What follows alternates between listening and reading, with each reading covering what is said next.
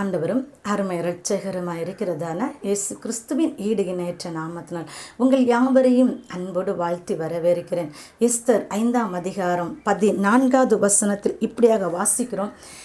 ஆமான் மனைவியின் ஆலோசனையின்படியாக, நண்பரின் ஆலோசனையின்படியாக மொர்தெகாய்க்கு ஒரு தூக்கு மரத்தை தயார் செய்கிறார்.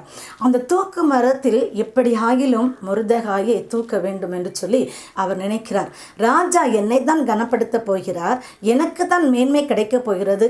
ஆகவே இந்த யூத ஜனங்களை வழி நடத்துகிறதான இந்த மொர்தெகாயை எப்படி ஆகிலும் இந்த தூக்கு மரத்தில் ஏற்ற வேண்டும், நான் தான் ராஜா சொல்லுகிறதை கேட்பார் என்கிறதான ஒரு எண்ணம் அவனுக்குள்ள இருக்கிறது.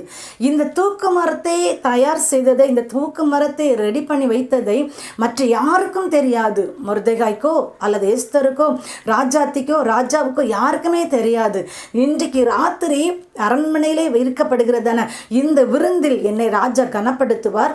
அதன் பிறகு இந்த மொர்தெகாயை எப்படி ஆகிலும் இந்த தூக்கு மரத்தில் தூக்க வேண்டும் என்கிறதான ஒரு கீழ்த்தரமான ஒரு எண்ணம் இருக்கிறது. மொர்தெகாய்க்கு கொலை செய்ய வேண்டும் என்கிறதான ஒரு திட்டத்தோடு அவர் செயல்படுகிறார். இதை கேட்டுக்கொண்டு இருக்கும் எனக்கு அருமையான கர்த்தருடைய பிள்ளைகளை, உங்களுடைய வாழ்க்கையிலும் உங்களுக்கு எதிராக இப்படிப்பட்ட பல சதி திட்டங்களை மனிதர்கள் செய்யலாம். எப்படி ஆகிலும் உங்களை இந்த இடத்துல இருந்து துரத்த வேண்டும் என்று சொல்லியோ, அல்லது உங்களுக்கு எதிராக செயல்படுகிறதான மனிதர்கள் அநேக ஆலோசனைகளையும் தந்திரங்களையும் செய்யலாம். அவர்களுக்கு என்று சொல்லி ஒரு கூட்டத்தை அவர்கள் ஆயத்தப்படுத்தி வைக்கலாம். இங்கே பாருங்கள், ஆமான் நண்பருடன் மனைவியின் ஆலோசனையின்படியாக தான் அதை செய்கிறார். அப்படி சில மனிதர்களை உங்களுக்கு எதிராக திசை திருப்பலாம். ஆனால் கர்த்தரை ஆராதிக்கிறதான பிள்ளைகளுக்கு விரோதமாக, கர்த்தரை தொழுது கொள்கிறதான பிள்ளைகளுக்கு விரோதமாக, கர்த்தரால் நேசிக்கப்படுகிறதான ஒரு மனிதனுக்கு விரோதமாக இன்னொரு மனிதனால் எந்த ஒரு காரியமும் செய்ய முடியாது. நீதிமான்களுக்கு ஒரு கேடும் வராதபடிக்கு தேவன் பாதுகாப்பார். வாம் பிரியமான கர்த்தருடைய பிள்ளைகளே, நீங்களும் கூட அநேக நேரங்களிலே உங்களுக்கு எதிராக செயல்படுகிறதான மனிதர்களை குறித்து நீங்களும் வேதனைப்படலாம். எனக்கு விரோதமாக இவ்வளோ செயல்படுகிறார்களே, இவர்களுக்கு நான் ஒரு தீமையும் செய்யவில்லையே என்று சொல்லி நீங்களும் வேதனையோடு காணப்படலாம்.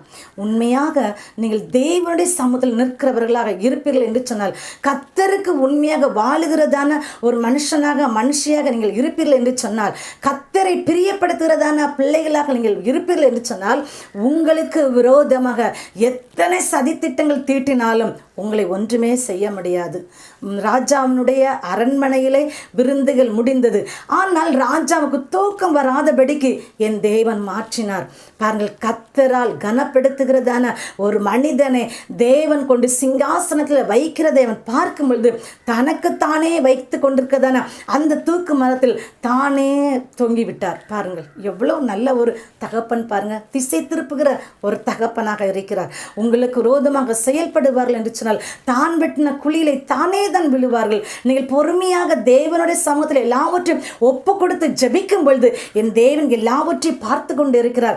ஏற்ற நேரம் வரும் பொழுது என் தேவனே காரியத்தை மாறுதலாக முடிய பண்ணுகிற தகப்பன். உங்களுக்கு எதிராக செயல்படுகிறதான மனிதர்களை குறித்து நீங்கள் முறுமுறுக்காதபடிக்கு, அவர்களிடத்தில் போய் நியாயத்தை நீங்கள் கேட்காதபடிக்கு நீங்கள் பொறுமையாக இருங்கள். நீங்கள் ஜெபம் பண்ணுங்கள். தேவன் உங்களுக்காக யாவையும் செய்து முடிப்பார். நீதிமானுக்கு ஒரு கேடு வராதபடிக்கு என் தேவனே பாதுகாக்க வல்லமை உள்ளவராக இருக்கிறார். ஆம் பிரியமான கர்த்தருடைய பிள்ளைகளே, தேவனுடைய சமூகத்தில் முன்னேறி செல்லுங்கள். துதிக்கிற பிள்ளைகளை, ஆண்டவரை ஆராதிக்கிற பிள்ளைகளுக்கு விரோதமாக எந்த ஒரு சதித்திட்டமும் செய்ய முடியாது. ஆகவே நீங்கள் விசுவாசம் உள்ளவர்களாக காணப்படுங்கள். எந்த ஒரு சூழ்நிலையிலும் தேவனிடத்தில் முறுமுறுக்காதபடிக்கு, தேவனை விட்டு தூரமாய் போகாதபடிக்கு தேவனுடைய சமூகத்தில் நில்லுங்கள். உங்களுக்காக என் தேவன் யுத்தத்தை செய்து முடித்து வெற்றியை உங்களுக்கு கொடுப்பார். வெற்றியை சுகந்தரிங்கள். தேவன் தாமே உங்கள் ஒவ்வொருவரையும் அபரிதமாய் ஆசீர்வதிப்பார். God bless you.